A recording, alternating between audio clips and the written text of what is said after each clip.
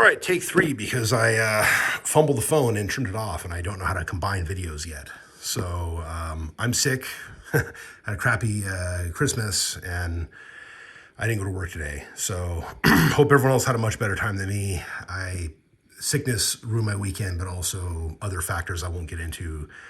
Side effects of my being sick also ruined my weekend. And I'll be very vague about that, but I'm not happy about it. Anyways.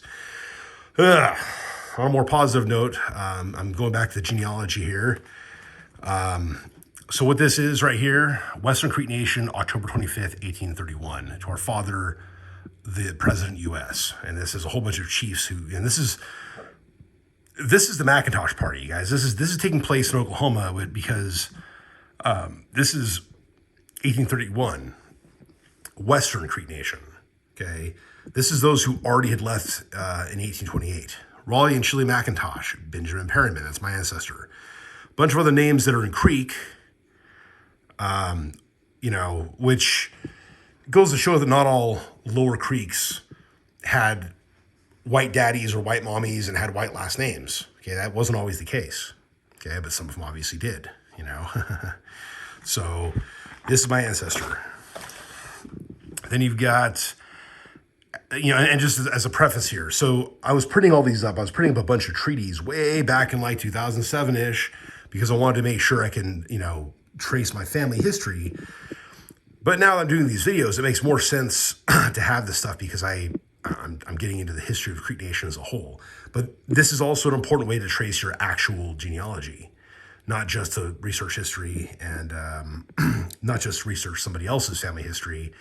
If you know you have a notable ancestor or somebody that was connected with a notable person in the tribe, this stuff connects you to that, in a certain way. So this is Alabama Creek Nation, not Western Creek Nation, but Alabama Creek Nation, September 3rd, 1832, okay?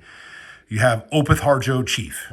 Now, this is not Hopoi or Opoi. This is Opeth or Hopeth Harjo. Given the year that this takes place, this could actually be my ancestor because my ancestor's son, Nadiwake, I'll also pronounce it that way for the moment, died in I think around 1856 or 1857, something like that. He died before the Civil War. And there's an Arbika roll where the two wives are in the household of his father, Hopeth Harjo, and also Jacob Knight, my third great grandfather, and some of his siblings are also in that house. So they're in the house of the grandfather and their moms is. So my ancestor was taking care of his, daughters-in-law, apparently. I'm assuming he was Arbika as well as his daughters-in-law, as well as his grandchildren, but his son might not have been. I'll get into that shortly here. But Opeth Harjo Chief, given the year this takes place, it is actually possible this could be my ancestor. I don't know for sure. Because I have to look at the age of people at the time other later documents took place to kind of verify. And even then, though, you got to be careful because they could say, oh, I'm 50, and they could be 55. They could say, oh, I'm 20, but they're really the document says they're 18 or 19 the same year. But then you find in rolls that are actually 18 years prior that they don't exist on the rolls, which means they probably weren't born yet. Like my great-great-grandma Sally. I think she was probably 16 or 17 marrying my great-great-grandfather. So this is kind of how I do the math. But sometimes the ages are not written down. I don't know if children are just not written down sometimes on the rolls. I think they generally are because that appears to be the case. You have babies on the rolls frequently. If Sally's not on the roll in Arbika or Greenleaf 1882, then she wasn't born yet, in my opinion. So anyways, this could be my ancestor. I don't know for sure. I have to verify, but he's got 6 people in his household. So I don't know if it's wives and children or a wife and children or what that means exactly. Seriously, not Nadiwake could be a kid at the time or a very young man at the time, teenager or whatever. But that's pretty much... That's why I had this, is because I don't know if that's my guy or not, but it could easily be because the spelling is the same name, but there are several people living at the same time who have the same name, kind of like Waxy Harjo. That's actually the more confusing one. That without the number next to the name, I wouldn't know who he is. Okay, Parson Abbott Roll, Lower Creek Town, Sawakalo, 1832, 3 pages. So Nartawarki, this guy, I can only really come to the conclusion that this is my Nadiwake or Natawaki. And it was some southern gentleman who's like, Natawake. And that became Nartawarke. And you know what I'm saying? Like that's something that happens. You have southern white dudes writing these names down, and they're using their own accents to formulate the spelling of these names, figuring that maybe somebody of their particular background might be the next person reading it, which may or may not be the case. So anyways, and then generations down the road, it's like, oh, well, is this the same guy or not? Probably is. So, but that's the case, and that would make him from Sawakalo Town and not from Arbika like his dad apparently was, and like his wives were, and his children were. So, but anyways, all right. Then you got Indians vaccinated in the Creek Nation and Cherokee Nations, 1832. So this is also happening. So both of these are happening in Alabama. Save Lower Creek's still in Alabama, before the Trail of Tears, but after the Macintosh Party with the Perrymans all left. So you got some McKellips here that are actually Lower Creeks that did not actually go on the 1828 removal. So to answer part of the question as far as like how many Lower Creek slaves were actually there on the Trail of Tears, the McKellip slaves were probably on the Trail of Tears. The Perryman ones and the Macintosh ones were not, however.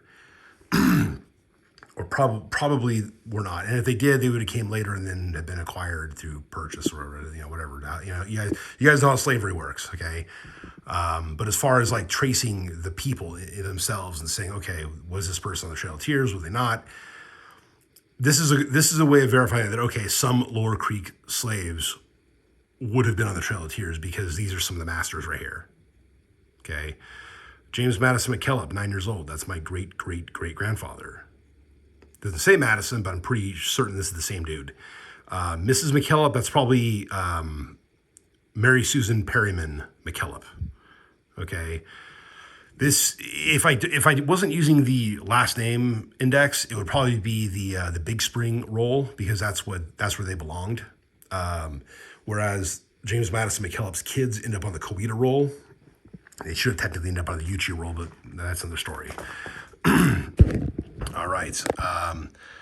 On the first take of this, I got to this point and I started messing with this. This is the Creek Nation Indian Territory Evaluation of Improvements, Western Creeks, 1833. This is like before the Trail of Tears, and this is those who are already in Oklahoma. There was a Hapoi Harjo in this, which I removed that from the front page. I had them, I almost said hyperlinked, marked in yellow because I wanted to, verify a couple things here. But anyways, that Hapoi Harjo is not mine because Hapoi and Hoputhli or Hopeth are not the same name. Hoputhli and Hopeth are the same name, but Hapoi is different. You got Ben Perryman right here. That's almost certainly my guy right there. On the Verdigris River, yeah. That's pretty sure that's him. All right, so now, moving forward here, we've got muster roll of immigrant Creek Indians who have immigrated west of Mississippi under the direction of Lieutenant E.D.S. U.S. Army, in the year 1835 and arrived upon the lands 3rd 1836. Okay. So this is like, I believe this would be Trail of Tears right here. So on this, you have a Waxy Harjo. And then what does the 2 mean? That would be, okay, under the age of 10 would be the first column. So, yeah. So was that the first column? Under the age of 10, Waxy Harjo. There's 2 people under the age of 10. Okay, so this would have to be the head of household. I have reason to believe that my Waxy Harjo was actually a child at the time. So this would be the 45-year-old Waxy Harjo from later that I mentioned in the past. So this is probably not my ancestor. Okay, again, you have to use a process of elimination. You can't just say, oh, same name, same guy. I got a cousin who saw like Hopeth Harjo and thought, oh, Hopeth and Apothli are the same. Oh, so our ancestor might have been Apothli Ahola. I'm like, no, he's not. I wish, that'd be really cool, but it's not the same guy. Okay. No, I mean, not that I don't wish my ancestor to be my ancestor. I'm just saying, like, yeah, it'd be cool to be a blood descendant of Puthalihola, but we're not. So there's also a Waxy Harjo married to a Hepsi Harjo on the Seminole rolls. Well, while they're obviously a Muskogean name and stock, that doesn't mean it's the same dude. So you've got other Waxy Harjos that are Seminoles, and then you have like the four that I found that are Creek, that were all like loyal Creek soldiers. Okay. Okay, we, the undersigned, this is in March 1836. Undersigned has the family of Creek Nation who immigrated to the west of Mississippi and arrived in March 1836. Okay, so yeah, let's go to the next page here. And then you got Hokie and Waxy Harjo. I don't know, again, if this is like,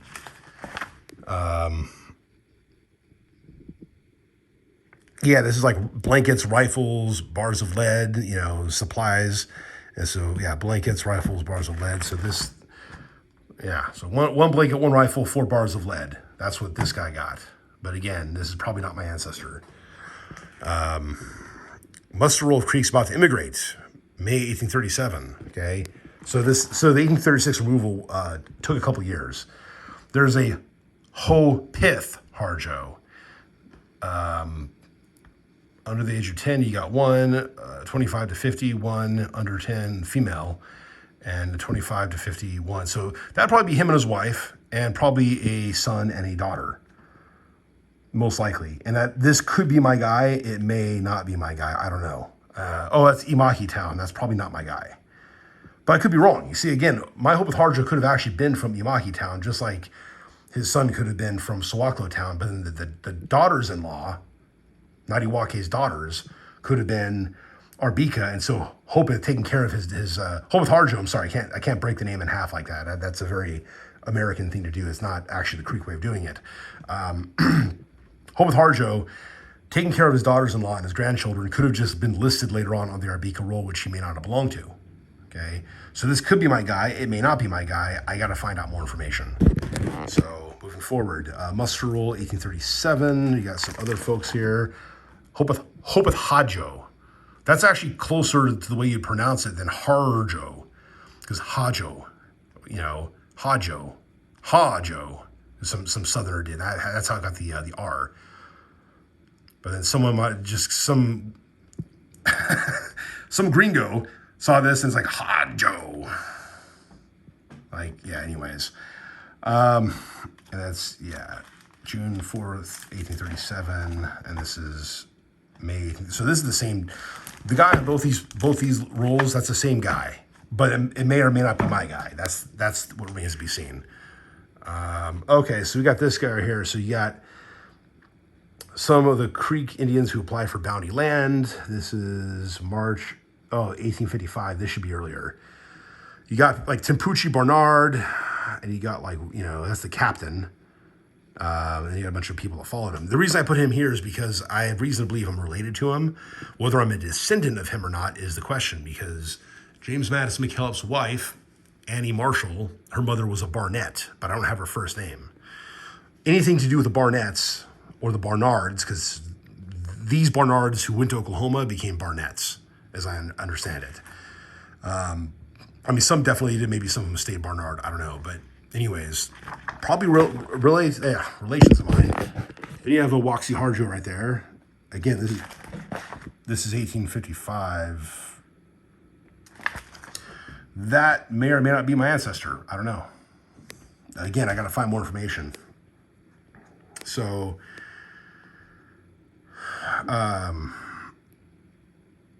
here, Creek Indian bound claims, 1855. Again, this should be earlier. I got to take those other.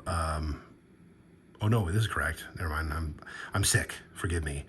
You have a Potali Hajo, Seminole, or he's with the war served in or person served under. So the Seminole War, right? And then this Hothalapoya Hajo served under the British.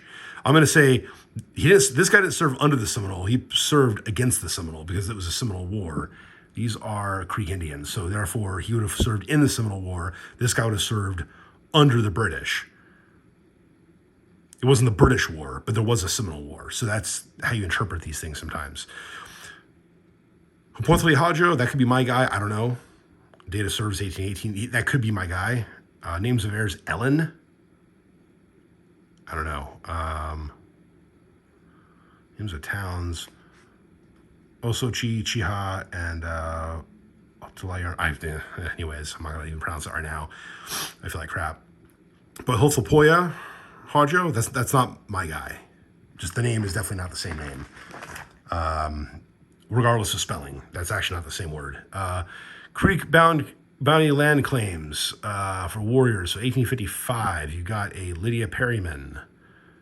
Here's what you got. Okay, you got a warrior, Timao Seiki, served in the Seminole War 1818. Lydia Perryman would be one of his heirs. So Lydia Perryman is one of my ancestors' like cousins. That's why I printed this up. And that'd be the widow of this guy. Okay. All right. Also, there's Waxy Harjo, who served under Lartamar Tarhar. His heir would be, so there's a child, Suchimichi and Large. This would not be my ancestor, probably, this guy here. Probably not my guy. Again, I got to figure this out. Okay, so this is related to something here. Arbikar town, and he got Wiki, $200. This is probably my my great grandmother, probably. Buddy Cox printed this up for me. I remember. I think it was him who printed this one up. Anyways, all right, here we go. 1857 Old Settlers Roll, Big Spring Town, Lewis Perryman. You've got a whole bunch of like kids. James McKellop, then it's Muskogee, Thomas, Benjamin, and Joseph. This is a transcription. This is not the original document, obviously, but it's transcription. Nancy Hodge, these are some of the cousins. Moses Perryman becomes blah, blah, blah, blah. Joseph is my great-great-grandfather. He would have been born around 1855. So he would have been a 2-year-old at the time. So, all right. Again, 2008 on this one. And then this is like another, hold on a second, 1857. Okay, it's 1858 apparently, and it's got all the same information on it, but it's more crappily thrown together. This is like some Word document I printed up like probably back in 07 as well. So, or maybe even earlier. And again, the transcription of Muskogee McKellop is not quite that great. So, but I think this is the actual document right here. James McKellop, and it's like Muskogee, Thomas, Benjamin, and Joseph. Okay, like the way it's written by hand really kind of sucks. It's like Muskogee. I don't know. It's the way they spelled it sucks. Anyways, 1860 Creek Orphan Census. This is like the Creek Orphans of 1832, I believe, if I'm not mistaken. There's a Waxy Harjo. So this would be an heir to this person here. Okay. I don't know if this is my guy. I went over this in one of my other videos before, but it's going to be a bit different. So this Waxy Harjo. So there's like a couple different people. I hand wrote this on a previous video on my my notepad that looks like crap. I printed up Asilar Nubi, which is Asilar Nubi. This is Greenleaf right here because I'm Greenleaf. Okay, but the problem is I'm not seeing anybody on this Greenleaf roll that I am related to, that I know I'm related to. But I can only go so far back as my Waxy Harjo. I can't go. I don't know who. I'm not even sure if he was Greenleaf. I know that his daughter was, which means the wife would have been. But I don't know the wife's name. So I go back to my third great grandmother in the female line. That's as far back as I can go. She had no last name, by the way, until she married my third great grandpa, Jacob Knight. Every other document has her listed as just Martha. All right, Creek Nation, 30th of October, 1860. You got some like porters, as in like, the porters that married into the Perryman family. You got Hodge, which spring from the McKellop Perryman branch. These people are more closely related to me than like the Hodges are more closely related to me than these other Perrymans are probably at this point. So Anyways, okay, we get into some interesting stuff here. 1860 Creek Nation slave schedule. I'm not one to run away from history. As I mentioned before, I don't believe in slavery, but I have ancestors that own slaves, and this is just a reality about life. I do not believe in paying reparations, by the way, because I didn't do this, and besides, it was white people and Africans who basically created the transatlantic slave trade. We participated in it by buying, and that's not good, but that's why we ultimately have to free your slaves, and that's the way it has to be for, a better world. But in the meantime, like I said, I don't think I should have to pay a penny. I'm sorry. I don't believe we should. But at the same time, that doesn't mean I look back and be like, oh, yeah, this is so cool. My ancestors owned slaves. No, that's stupid, and that's pretty bad. I know there's people that actually look back and think that. I'm just like, dude, what the hell's wrong with you? But, seriously. But like I said, I'm not going to be one of those guys like, oh, no, I got to hide the fact that my ancestors owned slaves. I've got to be ashamed of them. I'm not ashamed of my ancestors, okay? It was a different time. There's an aspect of history that sucks. I get it. Not all these people are bad people, but yet many of them own slaves. I know I've mentioned Lewis Perryman before, and how he actually bought a slave from Quantrell to save the kid from Quantrell. There's a whole story about that. It was, slavery is a very complicated thing in American history. It's not always one-sided, but it's also not always the more idyllic view either. So it's, you have to judge each situation as it is. Either way, I'm glad slavery's gone. So, all right. So Lafayette Marshall, something Marshall, Martha Marshall, Matthew Marshall. I see some Marshalls here. Lafayette. James McKillop. Why is Jim McKillop next to the Marshalls? Well, it's because his wife was a Marshal. So, James McKillop. Let's see. Names of... Okay, I think... This is a really crappy printout. Again, this is like 2008. I apologize. Then Annie McKillop. So, yeah, you've got lists of slaves here. You got ages and things like that. I really... I'd like to have a better printout of this. I'm kind of ashamed of myself for not having a better printout. But this is what I had at the time. And to be honest, I was able to read on the internet much better than this. So, all right. But yeah, just so you guys know, these are ancestors of mine. James and Annie. These are my great-great-grandparents. Yeah, great-great-great-grandparents. Later, elsewhere on this, there might also be... Oh, yeah, there we go. Benjamin Marshall. He owned a bunch of them, okay? I know. Blackout, I know, man. I know. This is just kind of one of those things. Like I said, I'm not one who's going to... come on, man. I'm not one who's going to hide from history. I'm also not going to sit here and revel in it either. So, it is what it is. Okay. 1866 Creek Treaty, which I've gone over before. I printed this up years ago, not really thinking I was going to do a whole video on the subject like I did, or several videos. But this is it right here. And I keep a copy of this because I want to have a good physical copy of it. It's important to know your history, and it's important considering the issues that have come up that I've mentioned, which we won't get into right now. But that's why I printed this up. Not because I have ancestors who signed it, but just simply because it was, actually, if you look back here, there's no yellow highlighted names because I didn't find ancestors on there. I was trying to figure out, who all my people were. Okay, 1867 census of the 1832 Creek orphans. So you got Anna McKillop. Okay, she was an orphan, apparently. Anna McKillop would have been Annie Marshall. So here's the thing. Here's a little theory all of a sudden. Annie Marshall would have been not, or Anna Marshall, Anne McKillop. Anna, yeah. She would not have been a McKillop by birth. This is her married name. Okay, who are her heirs? Joseph McKillop, my great-great-grandfather. Albert Pike McKillop, who worked for Creek Nation.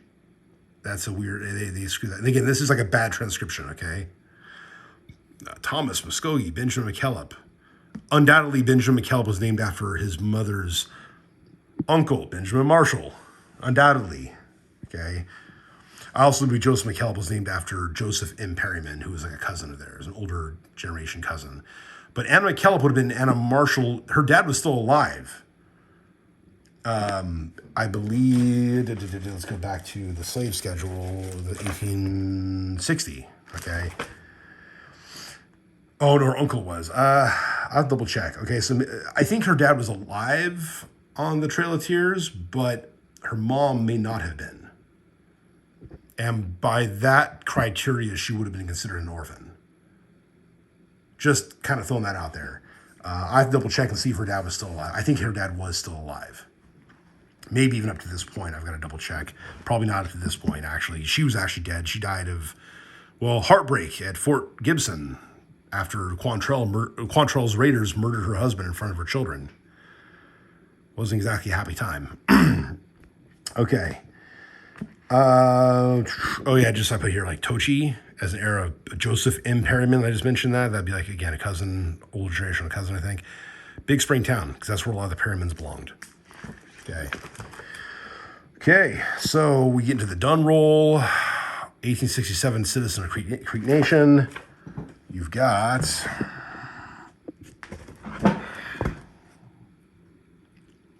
Joseph McKillop, Thomas Benjamin, Albert Muskogee, Almarine. Okay. Oh, then right here you got, what was this?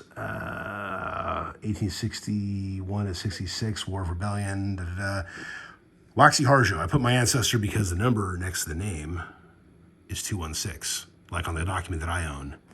So, and again, they were not paying him the full amount of money because the government didn't want to pay the Little Creeks. They didn't give a crap about the Little Creeks. They just wanted to basically break the power of the Confederate Creeks. That's all they cared about because they wanted to break the power of the Confederacy. I mean, I can't blame them on one hand, but at the same time, it's like, what about us? What about this?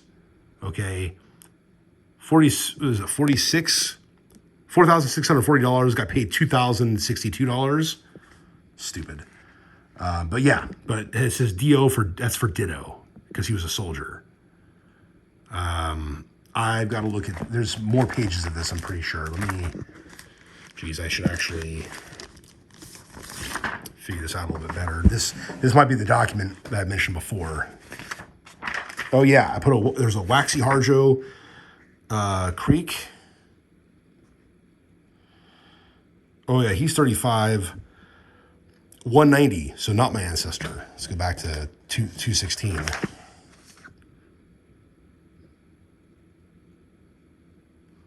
Also 35. See? This is the type of stuff you have to look at when you're doing genealogy. It's okay. Yeah, we got more on this document here. I'm glad I printed this up years ago because it's hard to find this now. My ancestor. Whoop, come on, zoom in, damn it. Yeah, Hopiath Hijo. Okay.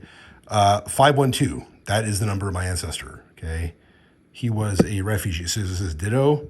The comment above said refugee, because that's what he was. He wasn't a soldier.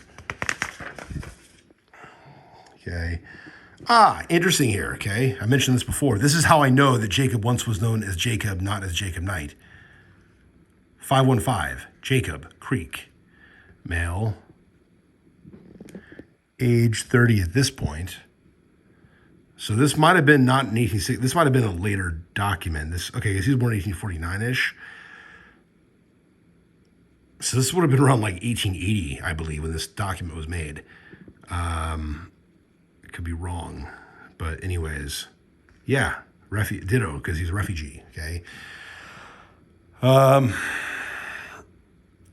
Yeah. I mean, this is a listing of those who were in the war from 1861 to 1866. That doesn't mean that's when this document came out, okay?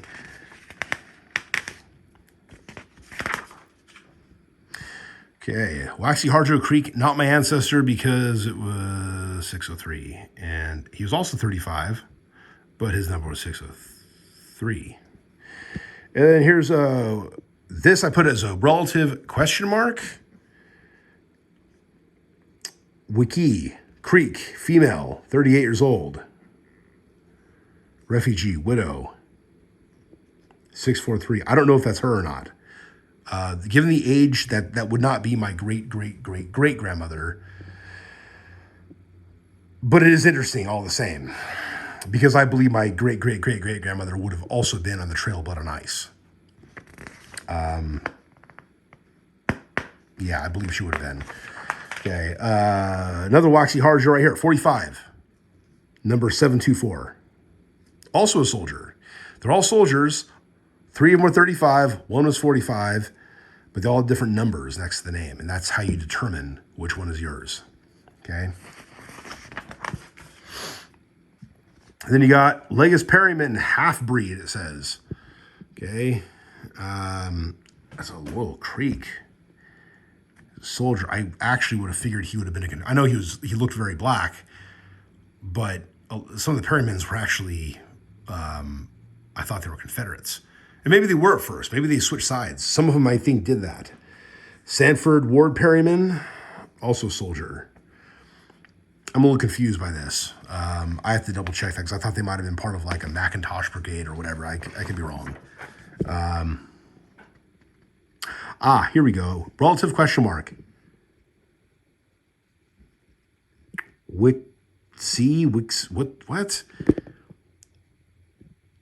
YC? Maybe her name was YC, not Wiki. Anyways. 50. Widow, refugee. This is probably my ancestor. Probably. Okay. Then you have a relative, David M. Hodge, half-breed. 28 years old. Refugee. Wow, I didn't realize. I was under this impression that I had Confederate Creeks on my great-great-grandfather's side. Maybe that wasn't the case. Maybe that's why James Madison McKelp was murdered by the Quantrells, because he wasn't a Confederate. It's interesting. I mean, they were slave owners, but that doesn't mean they all sided with the South. I mean, that's something we got to keep in mind. But it's interesting to see that. So David M. Hodge, that would have been my James Madison McKelp's like first cousin. So anyways, okay, here we go. 1870. Oh, that is pretty close to the time in question. Wait a second.